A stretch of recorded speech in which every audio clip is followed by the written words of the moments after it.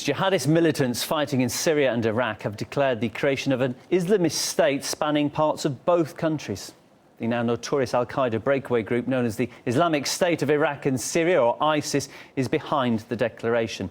And they are urging other jihadist groups to pledge allegiance to the new state. As you can see clearly on our map here, its territory covers the north of Syria and the eastern half of Iraq, which is home to rich oil fields.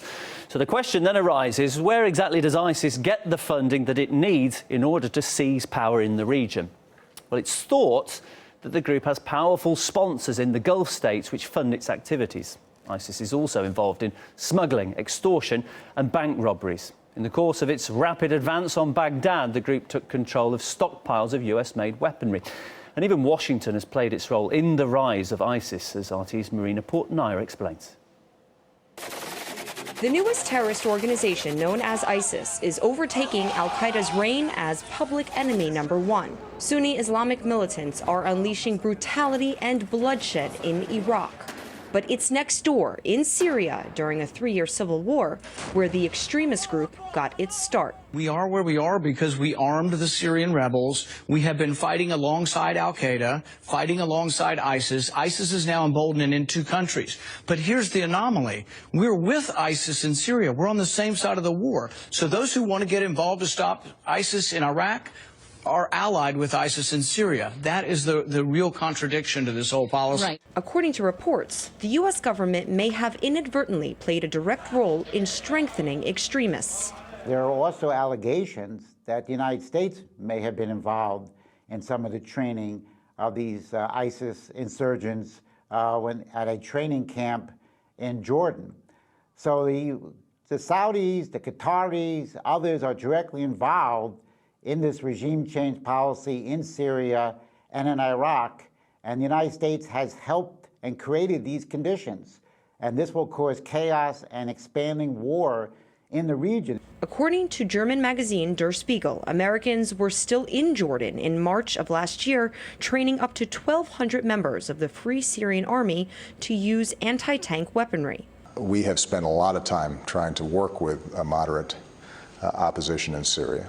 Now, the White House is ready to spend a lot of money. The Obama administration has requested $500 million to arm and train Syrian rebels fighting to topple President Bashar Assad.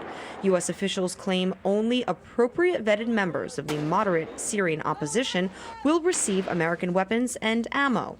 Problem is, it's not always easy to differentiate between the moderate and terrorist. Here's U.S. Senator John McCain posing with members of ISIS.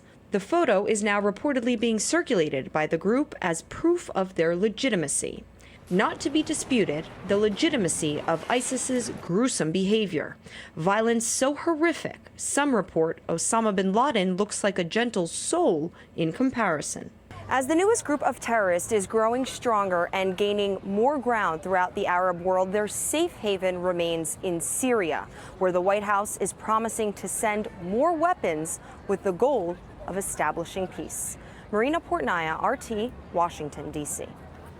And it's not just Gulf countries or the US behind the rise of the militants operating in Syria. We spoke to Dr. Hussein Barji from the Middle East Technical University, who says Turkey has been widely supporting jihadists in its bid to undermine Assad.